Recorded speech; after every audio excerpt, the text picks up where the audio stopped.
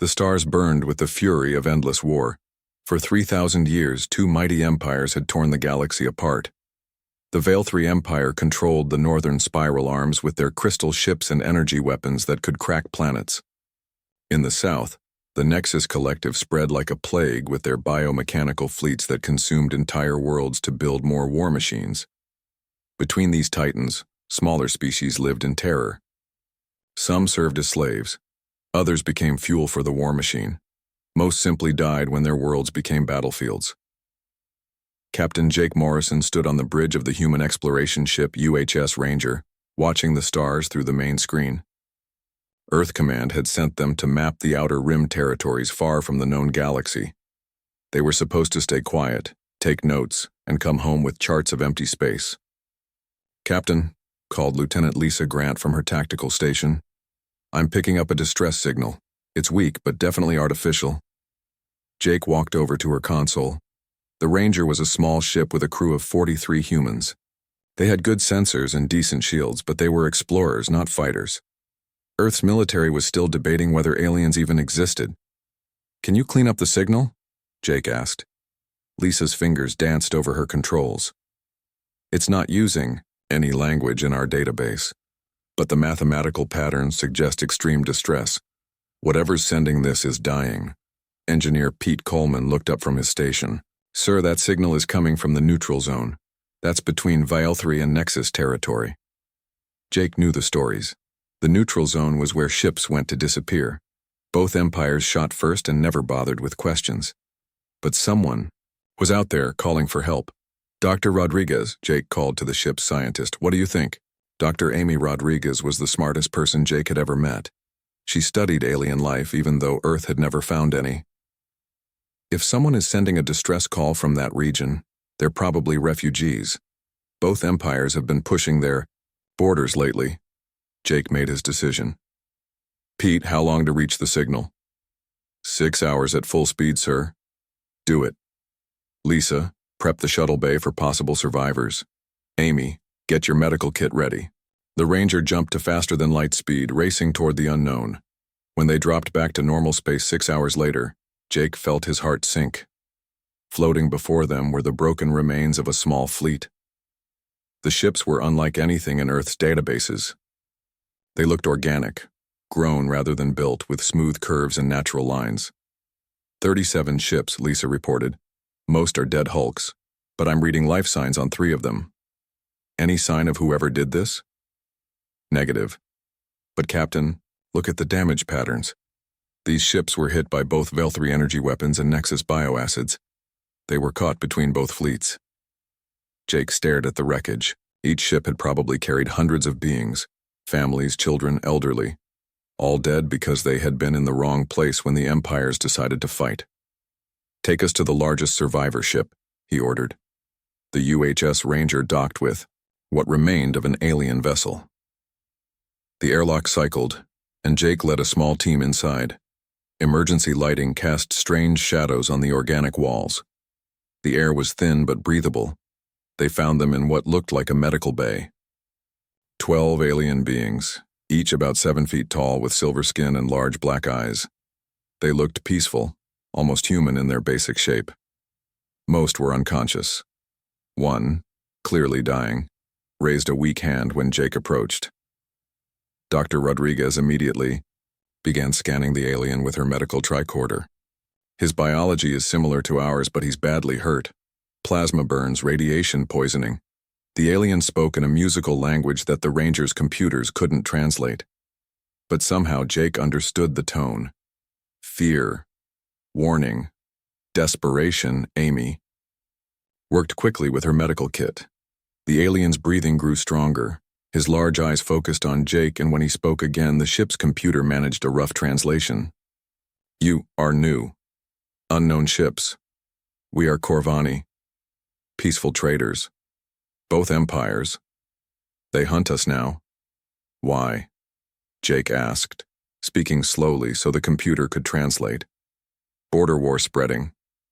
We carried refugees from 17 worlds. Both sides said we helped their enemies. They attacked together."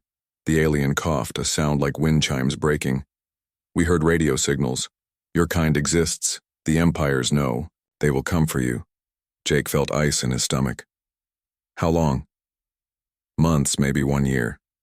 They gather intelligence first, then they come with everything. Dr. Rodriguez looked at Jake with wide eyes.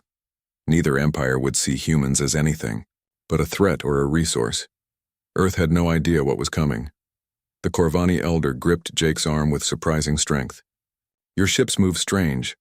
Hide well from our sensors until close. You have advantages. Use them. Learn about the empires. Find their weaknesses. We're just explorers, Jake said. No, the alien whispered. You are hope.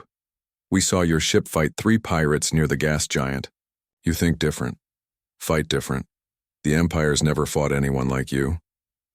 Jake didn't remember any pirate fight, then realized the alien meant their encounter with automated mining drones last week. Pete had destroyed them with mining charges and creative flying. To alien eyes, it must have looked like impossible tactics. The Corvani elder was fading fast. Take our navigation data. Learn where they are strong, where they are weak. Your people must prepare. The galaxy has waited 3,000 years for someone to break the cycle. The alien pressed a small device into Jake's hand. Warn the others, the smaller species. Tell them humans come. Tell them to hope. With those words, the elder died. Jake stood in the alien medical bay, holding the navigation device, feeling the weight of the galaxy on his shoulders. 43 humans against 2 empires that had been fighting since before Earth discovered fire. Captain, Lisa called over the radio. I'm detecting ships approaching, long range but coming fast. Jake made his decision. They wouldn't run home, to Earth with warnings of doom. They would stay out here, in the dark between stars, and learn everything they could about their future enemies. Pete, download everything from their computers. Amy, gather medical data on their biology. Lisa, prep our stealth systems. Sir? Lisa asked. We're going hunting, Jake said. Earth needs to know what's coming, and these empires need to learn that humans don't scare easy. The UHS Ranger vanished into the darkness between stars, carrying the hopes of the dying Corvani and the future of humanity itself. 3 months after the Corvani rescue, the UHS Ranger had become a ghost ship. Chief Intelligence Officer Ryan Brooks sat in the modified cargo bay that now served as their intelligence center, surrounded by alien data crystals and stolen computer cores. Captain Morrison to the intelligence bay, came Jake's voice over the ship's communication system. Ryan looked up from his work. The past 3 months had aged all of them. They had seen things that would give Earth's leaders nightmares. Worlds, stripped bare by Nexus biomachines. Entire star systems turned to glass by Veil 3 energy weapons. Millions of beings enslaved or simply erased from existence. Jake entered the bay with Dr. Amy Rodriguez. Both looked tired but determined. What do we have, Ryan? Jake asked. Ryan activated the holographic display. 2 massive star maps appeared, showing the territories of both empires. Red zones marked recent battles. Yellow areas showed conquered worlds. The Veil 3 Empire controls roughly 4,000 star systems, Ryan began. Their technology is based on crystalline energy manipulation. They can focus starlight into weapons that melt planets. Their ships are living crystals that grow stronger over time. The display shifted to show a Veil 3 battle cruiser. The ship looked like a massive diamond with energy flowing through its faceted surface. Their weakness is rigid thinking, Ryan continued. They've been fighting the same way for 3,000 years. Same formations, same tactics. They can't adapt quickly. Jake nodded. And the Nexus Collective? Worse in some ways. They control 3,000 systems, but they're growing fast. Everything they build is alive. Their ships heal themselves. Their weapons evolve during battle. They consume entire biospheres to fuel their war machine. A new image appeared showing a Nexus destroyer. It looked like a giant metallic insect covered in biomechanical parts that pulsed with their own heartbeat. Their weakness is complexity, Ryan said. All their systems are interconnected. Damage one part and the whole ship suffers. They also need constant biological material to function. Amy leaned forward. I've been studying the Corvani data, Both empires have rules of engagement they never break. Honor codes, tactical doctrines, command structures that haven't changed in centuries. Good, Jake said. That gives us an edge. What about their numbers? Ryan switched to a tactical display. Combined, they have roughly 50,000 capital ships and maybe 500,000 smaller vessels. Each empire could conquer 100 worlds like Earth without breaking stride. The numbers hung in the air like a death sentence. Jake was quiet for a long moment. Any good news? He finally asked. Actually, yes, Amy said with a slight smile. Neither empire has ever fought humans. They don't know how we think, how we adapt. The Corvani were right. We do fight differently. Ryan pulled up combat recordings from their recent intelligence missions. Last week, when we infiltrated that Nexus supply depot, Pete Coleman used our mining charges to trigger a cascade failure in their bioreactors. No Nexus commander would have thought of that because their weapons don't work that way. And when we escaped from that Veil 3 patrol, Amy added, Lisa Grant used their own energy readings against them. She made our shields look like a reflection so they couldn't lock onto us. Pure human creativity. Jake studied the data. What about Earth? Are they ready? Ryan accessed the encrypted messages they had been sending home. General Katie Sullivan is running something called Operation Silent Storm. Admiral Tom Parker is rebuilding the fleet with new designs. They're taking our intelligence seriously. On Earth, General Sullivan stood in the war room deep beneath North American command. The walls were covered with star charts and tactical displays showing humanity's desperate preparations. How many ships can we have ready in 6 months? She asked Admiral Parker. With the new construction yards, maybe 300 capital ships, and 1,000 fighters, Parker replied. The new designs incorporate everything the Ranger has sent us. Engineer Sophie Williams looked up from her computer terminal. The stealth technology is working better than expected. Our ships are naturally hard for alien sensors to detect. Something about our hull materials and power signatures. Colonel Ben Taylor, Earth's top military strategist, studied the tactical data. We can't fight them ship to ship. We need to be smarter. Hit and run tactics. Use their own strengths against them. What do you mean? Sullivan asked. The Veil 3 expect honorable combat. Direct engagement, formation fighting. We give them chaos instead. The Nexus Collective relies on biological systems. We poison them with things they can't adapt to fast enough.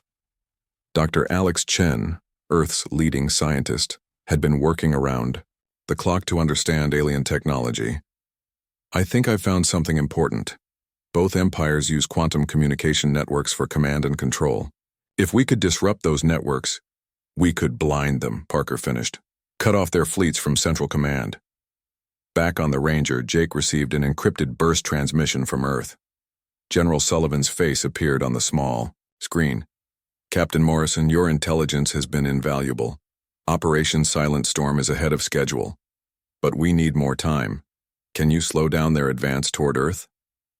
Jake looked at his small crew. 43 humans against 2 galactic empires. We'll do what we can, General. The Ranger is planting false information suggesting Earth is a dead world. But they're getting suspicious. Both empires are starting to work together to find us. Understood. New orders. Gather intelligence on their command structures. We need to know who leads them and where they're located. The transmission ended. Jake turned to his crew. You heard the General. We need to get closer to their home systems. Ryan, what's our best target? Ryan consulted his intelligence files. There's a joint conference happening in the Kethmore system. Both empire leaders will be there to discuss expanding their border war. It's heavily defended, but if we could get recordings of their strategic planning, Amy said, Earth would know exactly what they're facing.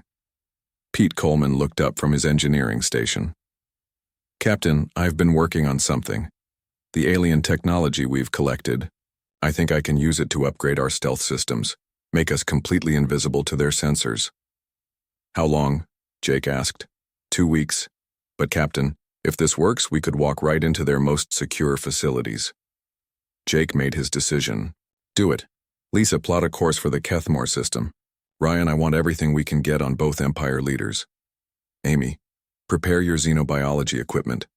If we're going to spy on gods, we need to understand how they think. The UHS Ranger turned toward the heart of enemy territory, carrying humanity's hopes and the galaxy's future in its small hull. Behind them, Earth's shipyards worked day and night, building a fleet that might hold the line when the storm finally came. In the intelligence bay, Ryan Brooks stared at the tactical displays showing impossible odds. Two empires with the power of gods against one small world that refused to surrender. He smiled grimly. The empires had no idea what was coming. Humans didn't just fight wars. They changed the rules of warfare itself. The trap was perfect, and Jake Morrison walked right into it. The UHS Ranger dropped out of faster-than-light travel in what should have been empty space between the Kethmore system and the frontier. Instead, they found themselves surrounded by 18 alien warships. 9 belonged to the Veil 3 Empire, their crystal hulls glowing with deadly energy. 9 were Nexus collective vessels, their biomechanical forms pulsing with alien life. "Captain," Lisa Grant called from her tactical station, "they were waiting for us. Both fleets are powering weapons." Jake studied the tactical display. For 3 months, the Ranger had been a ghost, gathering intelligence while staying invisible. Now 18 of the galaxy's most advanced warships had them trapped like insects in amber. "Communications coming in," reported Maria Santos from her station. "Both fleets are demanding we surrender. They're arguing with each other about who gets to capture us." Jake listened to the translated alien voices. The Veil 3 commander spoke with the authority of ancient nobility. The Nexus Prime unit communicated in cold mechanical tones. Both were making the same mistake. They thought humans were working for their enemies. "Captain," Amy Rodriguez said quietly from her science station, "they're not sharing information. Each fleet thinks we're allied with the other side." "That explains why they set up the trap together," Pete Coleman added from engineering. "First, time and centuries these two empires have cooperated, and it's because they both think we betrayed them." Jake made a decision that would echo across the galaxy. Instead of running or surrendering, he opened a communication channel to both fleets. "This is Captain Jake Morrison of the United Human States Ship Ranger. We are not allied with either of your empires. We are explorers from a distant world, seeking peaceful contact." The response was immediate and disbelieving. The Veil 3 commander's voice crackled with anger. "Impossible. Your ship uses unknown stealth technology. You have been gathering intelligence in our territories. Only the Nexus Collective could have built such systems." The Nexus Prime unit's mechanical voice was equally certain. "Negative. This vessel's technology is clearly Veil 3 in origin. Crystalline power signatures detected. They are Veil 3 spies using biological camouflage." Jake tried diplomacy. "You're both wrong. We're from Earth, a world beyond your territories. We came here because we detected your conflict and wanted to understand." "Lies," both commanders said at the same time. The Veil 3 commander made the first move. "All ships target the spy vessel. Show the Nexus Collective what happens to their agents." 3 Veil 3 cruisers opened fire with focused energy beams that could melt asteroids.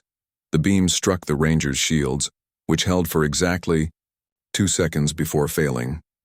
What happened next would be studied in military academies across the galaxy for the next 1,000 years. Instead of dying as expected, the small human ship did something neither empire had ever seen. It fought back with tactics that broke every rule of space combat. "Lisa, evasive pattern Delta," Jake ordered calmly. "Pete, give me emergency power to the engines. Amy, start broadcasting this fight to Earth. Maria, open channels to both fleets." The Ranger twisted through space in patterns that made no sense to alien navigators. Pilot Danny Foster threw the ship into a spiraling dive that brought them within a few hundred meters of the largest Veil 3 cruiser. At that range, the alien ship couldn't fire without hitting its own allies. "Nexus vessels, this is Morrison," Jake broadcast. "The Veil 3 just fired on us while we were trying to negotiate. Is this how your enemies always act?" The Nexus Prime unit paused.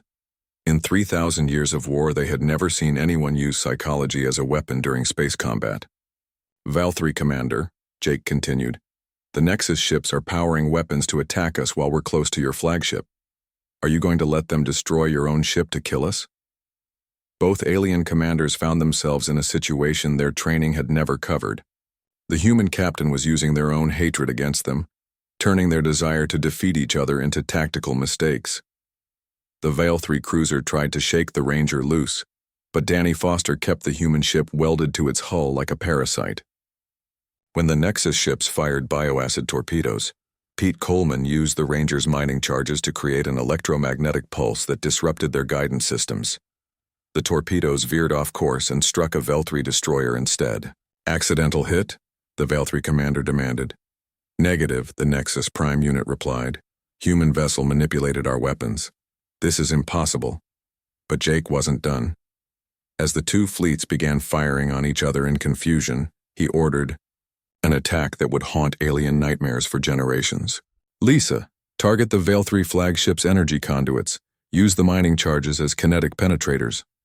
"Sir, that's not how mining charges work." "Make it work." Lisa Grant had served on mining ships before joining the Exploration Corps.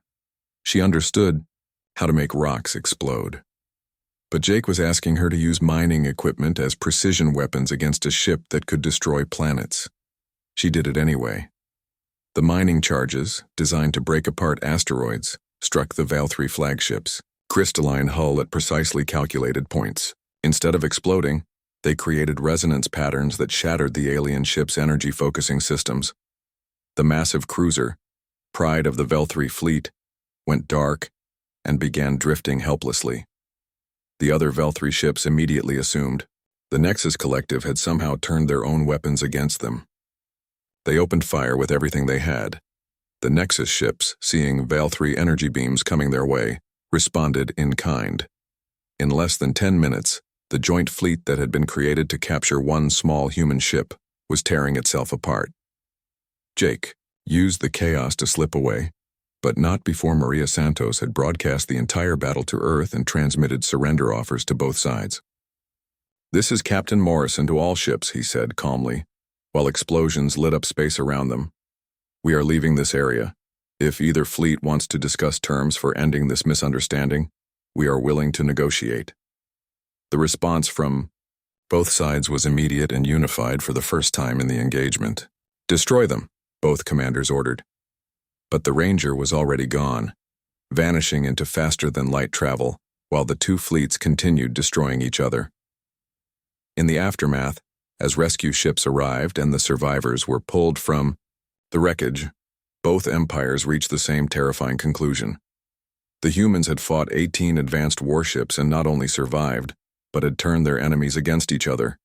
They had used psychology, physics, and pure audacity as weapons. They had treated gods like children throwing tantrums.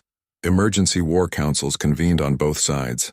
Ancient enemies who had been fighting for 3,000 years suddenly found themselves facing something that terrified them both. A species that didn't fight by the rules because they didn't know the rules existed. High Admiral Caithmore of the Veil 3 Empire stared at the battle recordings.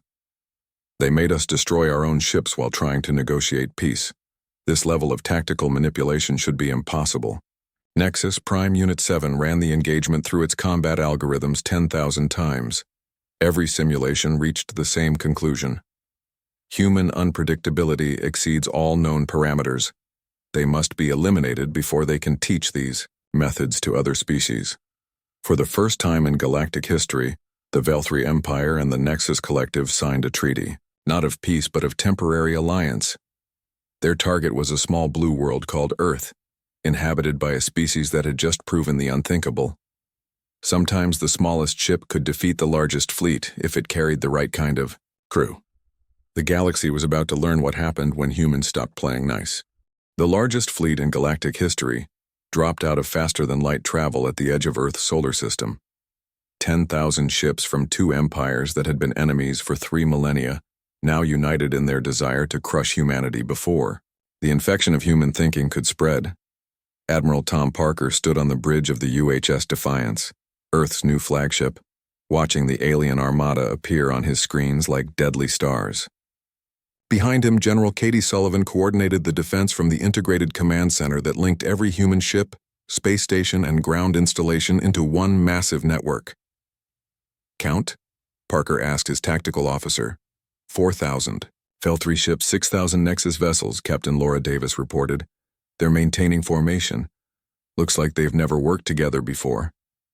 That was good news. The bad news was that Earth's entire fleet consisted of 300 ships, most of them built in the past 6 months using reverse-engineered alien technology and pure human stubbornness. General Sullivan, Parker called. Your assessment? Katie's voice came through the communication system with calm confidence. They're expecting a traditional space battle. Formation fighting, honor codes, predictable tactics. They're about to get the shock of their lives. High Admiral Caithmore of the Vile 3 Empire studied Earth from his crystal flagship. The small blue world looked peaceful, almost defenseless. Orbital scans showed a primitive civilization that had barely begun to explore space. This cannot be the correct system, he told his aide. These humans fought our best ships. This world appears to have no significant defenses. Nexus Prime Unit 7 reached the same conclusion from its biomechanical command ship. Scans indicate minimal military infrastructure. Perhaps we have overestimated this species' capabilities. Both commanders were making the same mistake their predecessors had made for 3,000 years. They were looking for defenses they recognized. Vale 3 Fleet, Caithmore transmitted. Begin standard orbital bombardment formation. Nexus Collective will provide screening support. Acknowledged, Prime Unit 7 replied. Beginning approach to optimal firing positions. The massive fleet moved forward in perfect formation, just as they had against 1,000 other worlds. Their weapons could glass planets and their shields could deflect anything the primitive humans might throw at them. They had traveled halfway to Earth when the first surprise hit them. What they had dismissed as space debris suddenly came alive.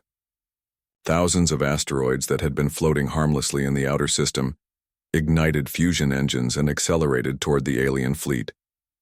Engineer Sophie Williams watched from Earth's command center as her smart rocks began their attack. Each asteroid had been hollowed out and filled with human technology, engines, guidance systems, and most importantly, weapons that the aliens had never seen before. Impact in 30 seconds, she reported. The alien fleets barely had time to react.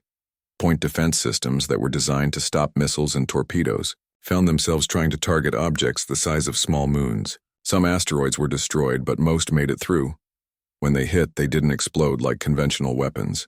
Instead, they released swarms of smaller devices that attached themselves to alien hulls like metallic parasites. Pete Coleman's mining charges had been redesigned as something entirely new, weapons that turned enemy ships into sources of destruction. What are those things? Caithmore demanded as his flagship's hull began to glow with internal explosions. The answer came from human tactical doctrine that no alien had ever imagined. The devices were boring into the alien ships and setting up resonance patterns that would tear them apart from the inside. Shields cannot stop them, Prime Unit 7 reported as its own vessel shuddered under internal detonations. They are already through our defenses. The alien fleet tried to continue their advance, but now they were fighting their own ships as well as the humans.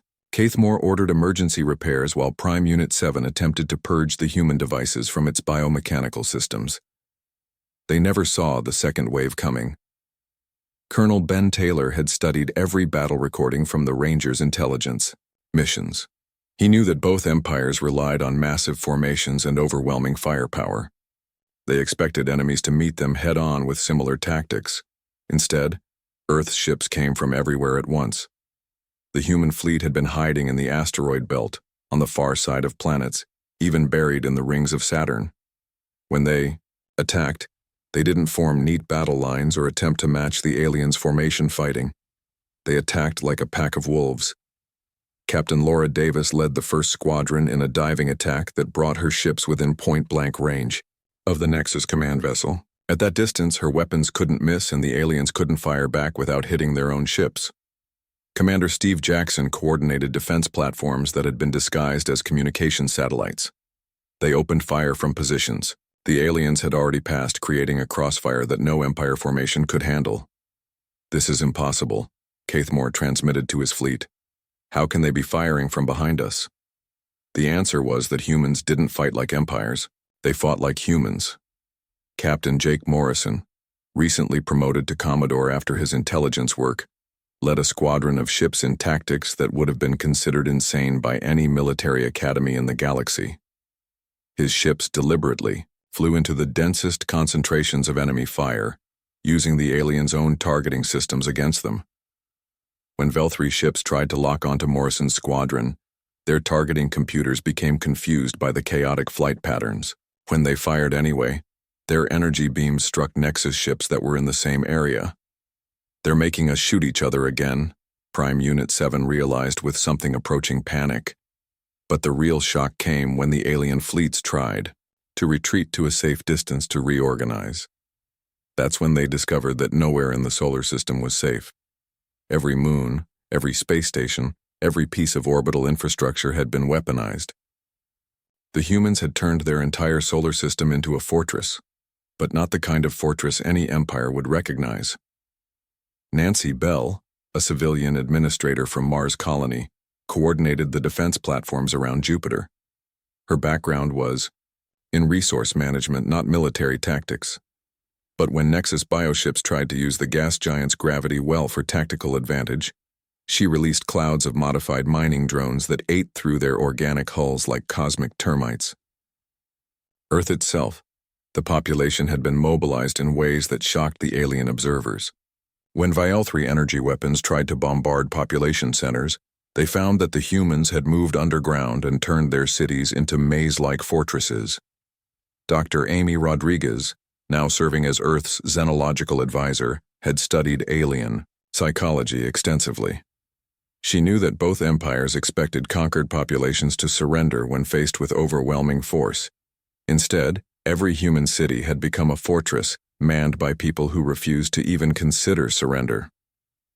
The battle raged for 6 hours. When it finally ended, the greatest fleet in galactic history was in full retreat. 3,000 alien ships had been destroyed or captured. The remainder fled toward the edge of the solar system, their communications filled with disbelief and terror. "How?" Caithmore asked his surviving officers. "How did a primitive species defeat the combined might of two empires?" Prime Unit 7 was running diagnostic algorithms trying to understand what had gone wrong. "They do not fight like any known species. They use their entire environment as a weapon. They turn our strengths against us. They refuse to follow tactical doctrine." On Earth, Admiral Parker watched the alien fleet retreat and felt no satisfaction. This had been just the first wave. Both empires had reserves that numbered in the hundreds of thousands of ships. "General Sullivan," he said, "they'll be back." Katie nodded grimly. "Yes, but they'll be different when they return. We've taught them that their old methods don't work against humans. Next time, they'll try to adapt." Commodore Morrison's voice came through the communication system from his flagship. "Then we'll have to evolve faster than they can adapt. This was just round one." In the wreckage floating through Earth's system, alien survivors sent desperate messages to their home worlds. The messages all carried the same theme. Humanity was unlike any species the galaxy had ever produced. They didn't just fight wars. They redefined what war meant, and they were just getting started. The message spread across the galaxy faster than the speed of light itself. Not through official empire channels, but through the hidden networks that connected every oppressed species, every enslaved world, every refugee colony that had survived. In the shadows between the great powers, the humans had won. In a cantina on the trade world of Vextar, a Corvani merchant played grainy footage from the Battle of Saul on a small holographic projector. The recording showed human ships dancing through formations of enemy vessels, turning the aliens' own weapons against them, refusing to die even when outnumbered 30-1. "It's real," whispered a Thraxian dock worker, his scaled hands trembling as he watched a human destroyer ram itself into a Nexus bioship twice its size and somehow survive the impact. They actually beat both empires. Similar scenes played out on 1,000 worlds.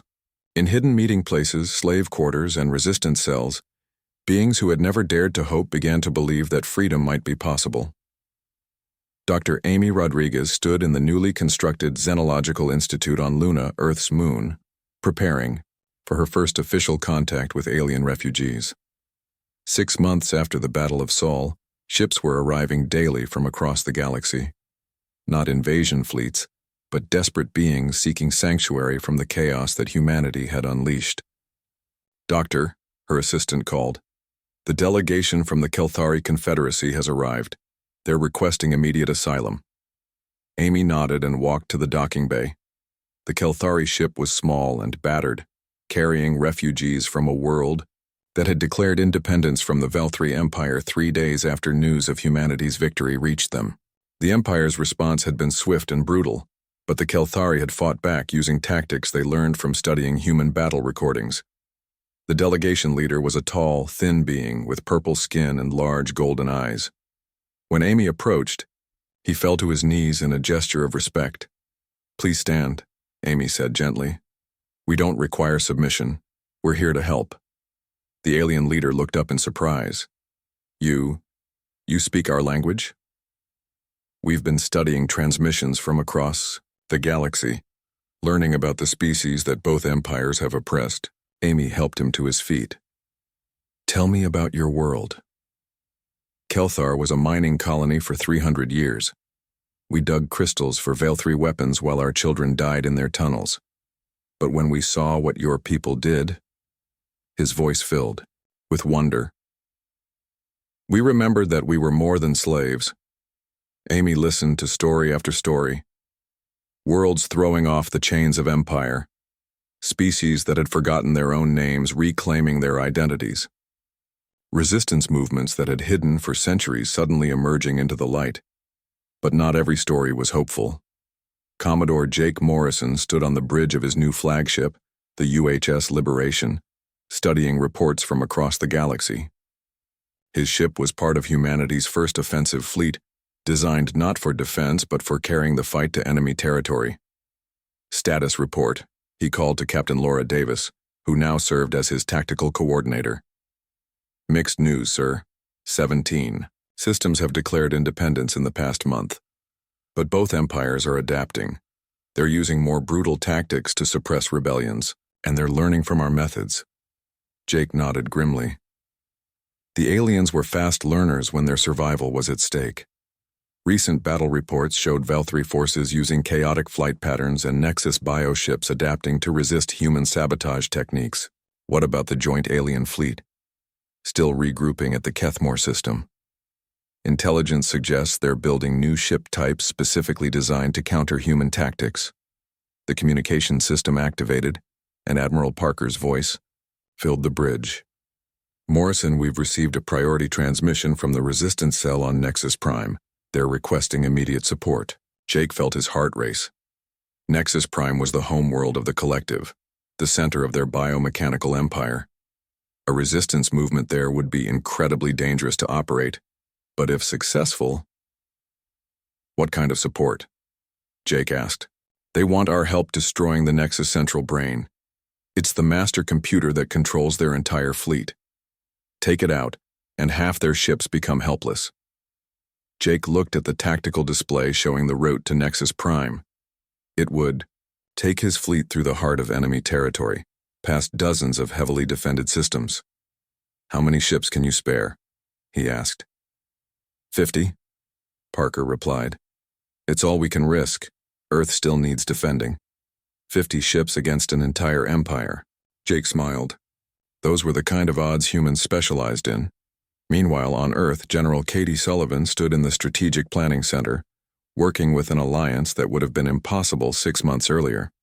Representatives from 12 liberated species sat around the conference table, planning coordinated strikes against both empires.